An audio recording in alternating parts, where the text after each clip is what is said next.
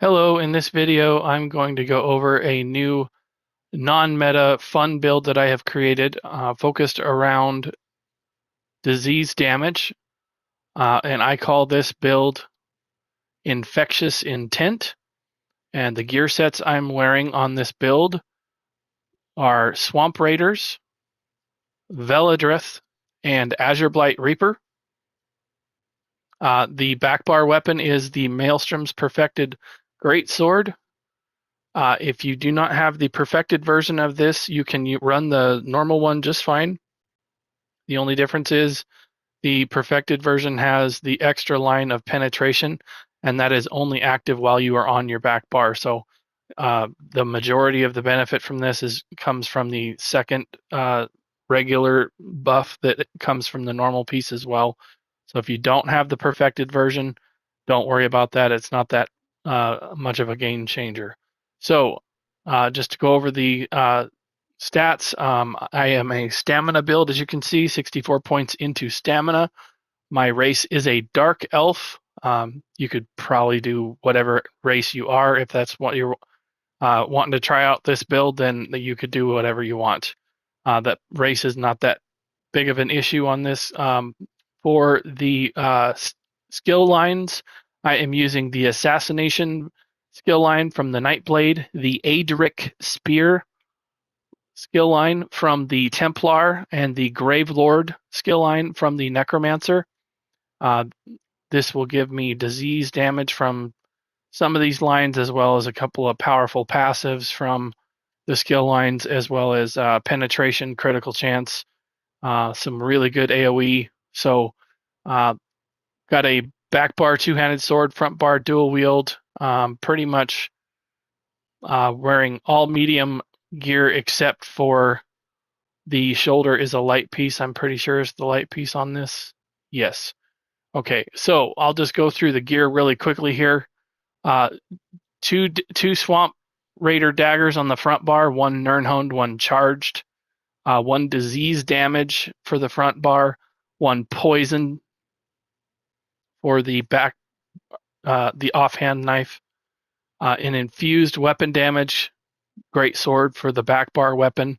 Then we have all armor and divines, all with stamina glyphs. We have a medium head of Velidreth, a medium divine's chest of Azureblight Reaper with the stamina glyph, a light divine's Velidreth shoulder with stamina glyph, and then the rest of the armor pieces here are all medium armor Azureblight divines. That includes the waist, gloves, legs, and boots, all divines with stamina glyphs. And then the three pieces of jewelry are Swamp Raiders, all bloodthirsty with weapon damage enchantments.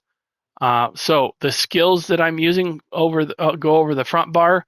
I have silver shards here. This is slotted to proc the Fighters Guild passives. I don't really fire it off that much. Every once in a while, maybe. I don't really have a set rotation for this. It's just kind of blow shit up as much as I can. The next skill is Detonating Siphon. This is a multiple faceted skill. It's got the increased damage for slotting it on your bar. You get an increased damage of 3%. It does disease damage over time as well as instantly when it explodes. And then it also gives me Major Prophecy and Savagery while it's active. And then for my spammable, I have Biting Jabs, the stamina morph of Puncturing Strikes from the Templar skill line. This gives me a nice AoE physical damage spammable that gives me Major Brutality and Sorcery for 10 seconds after I activate the skill. Next up, I have Killer's Blade, the Nightblade Execute. This does disease damage, and it has a range of 7 meters, and it hits very, very hard. Next, we have Blighted Blastbones from the Gravelord skill line. This, again, does disease damage. So we've got a trend here of disease damage from Detonating Siphon, Killer's Blade, and Blighted Blastbones. And then the ultimate on the front bar is Incapacitating Strike that also does disease damage. For the back bar, I have Skeletal Archer. This is the Magicka morph. The reason why I'd picked the Magicka morph is to help with sustain a little bit, to not have everything cost stamina. So this is the Magicka morph that I'm using. It also does AoE damage rather than single target. And then we have Lotus Fan that does area of effect magic damage as well. And then we have Pestilent Burst. This is a soul magic skill that has, it's basically soul burst that has been scribed with disease damage, lingering torment, and then I have minor intellect and minor endurance for the bottom script there so that I can get recovery assistance there. And then the next skill we have Stampede, obviously to proc the arena weapon on the back bar. And then we have Relentless Focus, which is the stamina morph of Grim Focus. This also does disease damage and gives me major prophecy and savagery on either bar. And then of course we have Pestilent Colossus for the back bar ultimate. This does disease damage as well. So those are the skills that I have. The CP slotted in the green tree, you're going to want to get as many passives as you can. Again, if you're hard up for points, I would try not to fill this in all the way. The Wanderer for Wayshrine travel. If you never pay for travel, something that I do a lot of times is I'll either travel to a house that I have or a guildmate, and I just never pay for travel, so it doesn't make a whole lot of sense to waste points into this area here. You can save 40 points right here and keep them for some other input wherever you need to. But the slottables I have are Steed's Blessing, Master Gatherer, Gifted Rider, and War Mount. Other than that, fill in all the passives that you possibly can. Then we'll go to the blue tree here. I have Thermatug, Master at Arms, and Biting Aura slotted.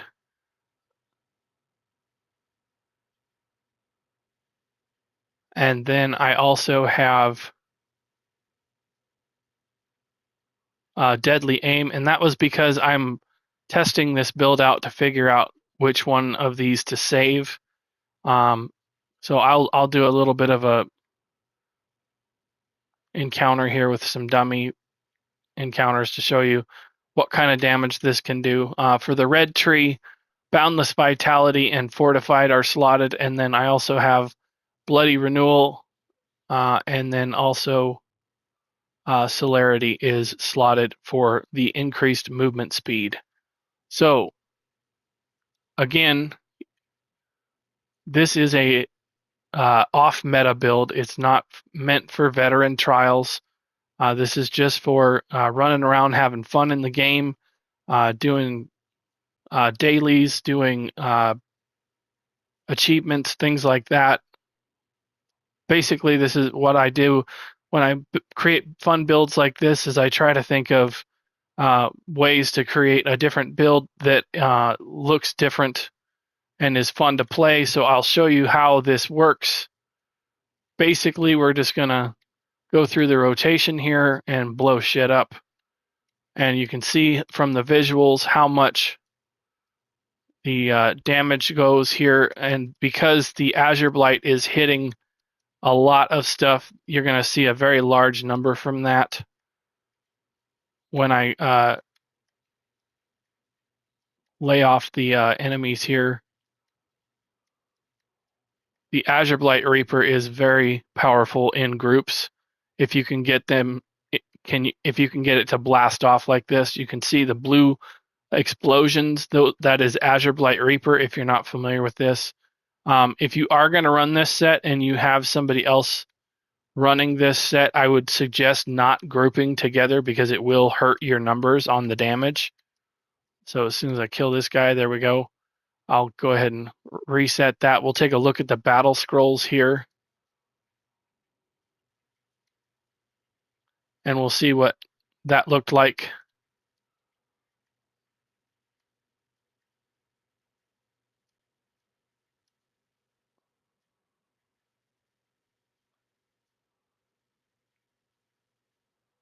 Okay, So we have activity, there we go, the damage. So as you can see, the direct damage is what you want to keep on this. This says single target, but that's probably not a good way to test that. You're probably going to want to do it on the combat dummy here. For example, I'll just run this for a bit and we'll see what happens. I am going to tell you that this, again, is not a meta build. This is not meant for trials, veteran trials especially. This is just for running around, having fun. But as you can see, it does get decent damage. It's in the 70s, 80s, depending on what you got going on.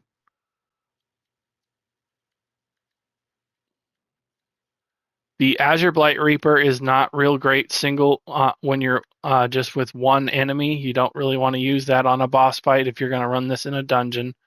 You probably want to look at swapping that out for something that's a little bit more potent for boss fights. But as you can see, when you get everything running up on this, it does pretty decent damage.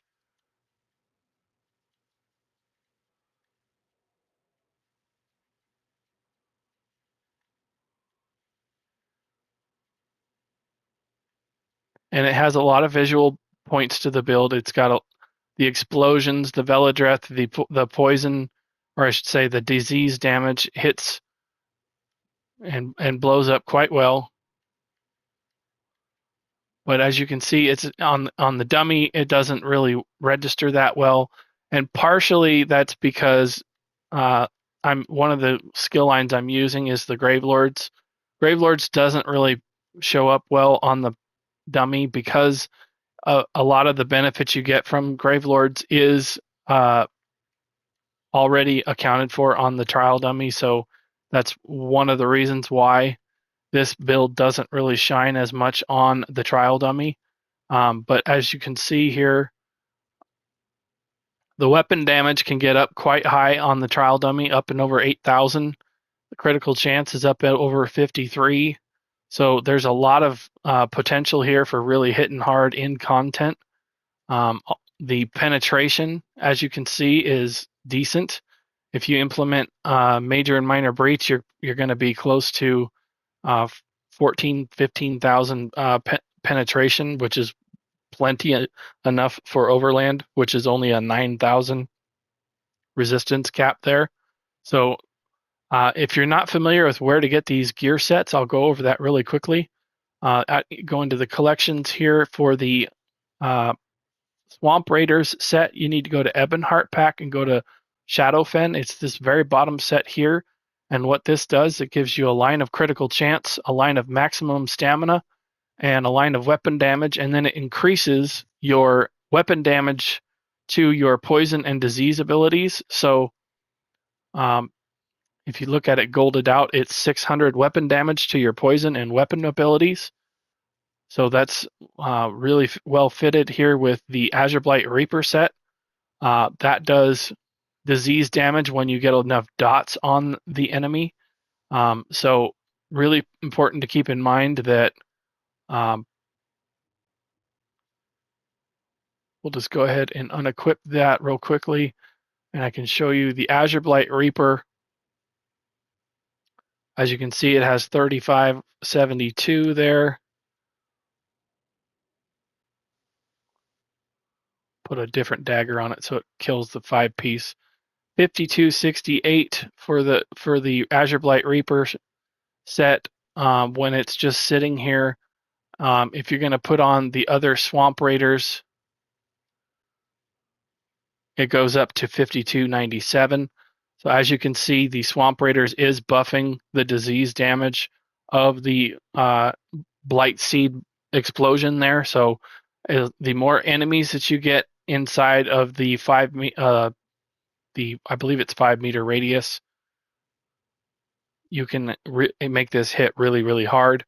For the damage over time skills that you want to keep in mind and keep on the enemies, the detonating siphon is one of them.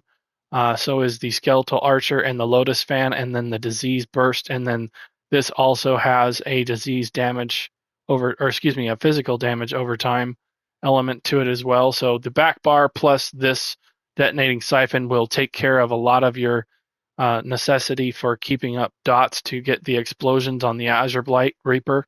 But to look at the trial dummy parse that we just did here, there you can see the direct damage is there still high. The AoE damage won out. So for this build, you're going to want to use the Master at Arms with Biting Aura setup. And so then for the CP in the blue tree, you're going to want to keep Biting Aura and Master at Arms, which is these two here. And then probably go with Fighting Finesse instead of Thermatug. And then if you're going to do a lot of ad pull overload or overland stuff, I would say put Occult Overload. If not, you can put Wrathful Strikes in that place instead, and then that would be what I would run. These two could probably flex in and out depending on what you're doing. But the other thing about this to remember is this is going to proc the disease damage status effect quite a bit, and that is another added in damage. The way you can look into seeing what disease damage is, when you go into your inventory, go up here to the very top where your Mundus is. If you look at the very bottom, there's a button that says View More Info. If you hit that button, it'll take you right into the combat tutorial area, and then go up to the very top, and it's the third one down. This has all the status effects listed here, and that towards the bottom here, the disease damage effect, that hits instantly, so that is direct damage. So that's another reason why we have Master at Arms and Biting Aura slotted on here on this build. The other thing is that it explodes in an area of effect, instant damage. That's what they did with the rework. I believe it was update 42 or maybe 38. I can't remember which one it was. It was a little over a year ago. They did the rework on the status effects, but it now splashes nearby enemies up to once every 4 seconds, and it applies Minor Defile. Not super important to apply that in PvE. That's a really good debuff for PvP because it reduces healing taken and shield strength. In most cases, PvE monsters do not heal themselves, nor do they have shields, but there are some isolated situations where that may come into play. But for the most part, Defile is not real great for PvE, but that's not the focus of the build. The focus of the build was to create a visual disease damage look and try to create something that was fun to work with. And as you can see, with the Velidreth skills slotted on, or the set slotted, this does quite a bit of damage in the area of effect, and it is a lot of fun to play. You can get a lot of things going with this and really put out a lot of damage really simply. Basically, what I do for a rotation, I just keep my back bar activated when I'm not reapplying back bar. I get back on my front bar, and I throw a blast bones out there so I can reactivate my detonating siphon. And then I basically spam my spammable until it's ready to throw another blast bones out there. Really important to keep your damage over time on your back bar up so that you can blast everything down. As you can see, the visualness of this build is really fun to play with. You really get a lot of explosions, especially in big groups. As you can see, this is kind of clearing down the ad pulls here pretty easily.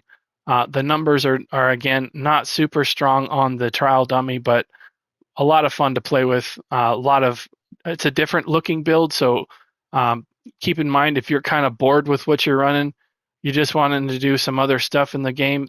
There's a really only so much you can do on trials and dungeons where you're going to need a super meta build. If you're doing achievements, dailies, farming for gear overland, or filling your sticker book, or whatever the case may be, try a build out like this. It's a lot of fun. just to switch something up so you don't get bored. Putting something else on is can be sometimes refreshing and make it so you don't get kind of glazed out on running the same build all the time. This does use different skill lines than most meta builds. I mean, granted, Assassin and Aedric Spear are very common, but maybe not with a spammable. This doesn't have a Mythic either, so there's that. It's got a full monster set instead. Maybe that could be switched out if you wanted to run a Mythic. You could get rid of the Velidreth monster set and then run a Velothi if you wanted to see how the damage goes with that. But I wanted to just make a fun visual build, and I'm pretty happy with it. It's pretty fun to play with. It does pretty well in most content. I would say most of the game is doable with this build. You just don't want to take it into a veteran trial or a vet DLC dungeon. It might be okay for just a regular vet dungeon. I'm not sure. I've not really run that, but I just like to put that caveat out there in case somebody thinks I'm calling this a meta build. That's not what this is. So keep that in mind. Anyway, I'm gonna end the video here. If you thought this video was fun or interesting, please check out my YouTube channel. Consider liking the video and subscribing to my channel. I have close to 300 videos on my YouTube channel about the Elder Scrolls Online, and they are all separated by playlists that I have created. If you go to my YouTube channel, go down to my created playlists, you'll be able to locate those there and find all of the organized content there. There's a large amount of stuff in all of those playlists, so take a look at them, see if there's anything else that you like. Thank you again for watching, and I'll see you in another video. Bye.